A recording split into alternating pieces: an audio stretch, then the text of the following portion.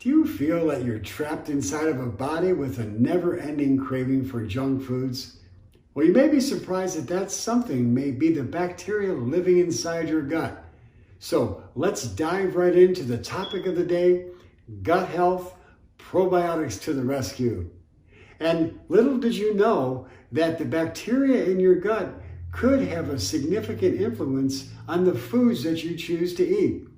Hello everyone, I'm Dr. James Krystosik, aka Dr. Good Carbs, and I'm Northeast Ohio's leading expert in natural medicine, functional medicine since 1986. And I'm following up on my gut health series, and today I'm talking about the bacteria living in your gut that's found in foods and in dietary supplements, the live bacteria that promotes good health and a strong immune system. And in just a minute, I'm going to tell you about the foods that you should be eating to encourage the growth of a beneficial bacteria that researchers are now saying that may be the missing link to weight loss.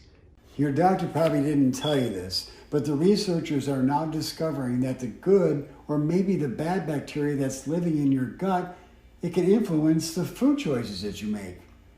So if you find yourself craving a sugar-filled cupcake or a donut, it could very well be the bad bacteria in your gut that's making you want to eat those junk foods. You know, the bad bacteria, the troublemakers that promote illness, they thrive on foods that we all know are bad for us. The sugary foods, the refined carbohydrates. And if you didn't know it, the bad bacteria, they crave protein and saturated fat that's found in animal food. So be careful that you limit your intake of animal proteins and eat more of a plant-based diet. On the other hand, the beneficial bacteria, the ones that promote good health and a fit and trim body, they thrive and they survive on really good and healthy foods and fiber foods like carbohydrates. Surprise, surprise, carbohydrates, things like fruits and vegetables, whole grains, beans and legumes, and all the other foods that are loaded with fiber and compounds that the good bacteria crave. And make sure that you include some fermented foods in your diet every single day. Foods like sauerkraut or kimchi, and fermented soy foods like miso and tempeh, and beverages like kombucha. And make sure you're getting the probiotics, some prebiotics, which is the fertilizer that helps them grow and become robust. Foods like onions and garlic, asparagus and chicory root, and fibers like inulin. The fiber-rich foods are the primary fuel for the good microorganisms. Speaking of fiber, Americans struggle to get about 15 grams of fiber per day. That's a scanty, poor amount.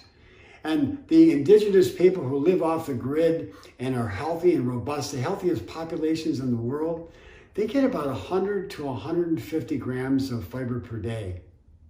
And the fiber is really important to keep the lining of the gut healthy.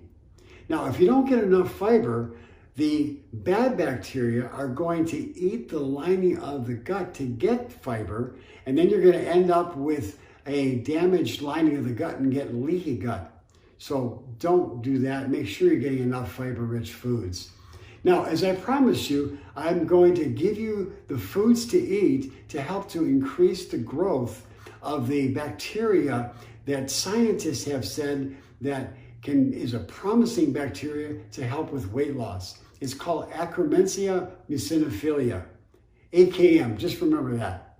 Now, the foods that bacteria love are, again, fiber-rich foods that are high in polyphenols, things like pomegranate and cranberries and green tea and flax seeds and fish oil and bamboo shoots. So if you would like recipes for the foods that I just mentioned, leave a comment below. And if you like this video and you want to have more videos like it, then leave a comment and subscribe to this channel. And tomorrow I'm going to be talking about leaky gut, how it develops and how to prevent it. So you don't want to miss that. Until then, I'm Dr. Krystosik, aka Dr. Good Carbs. And here's to your health.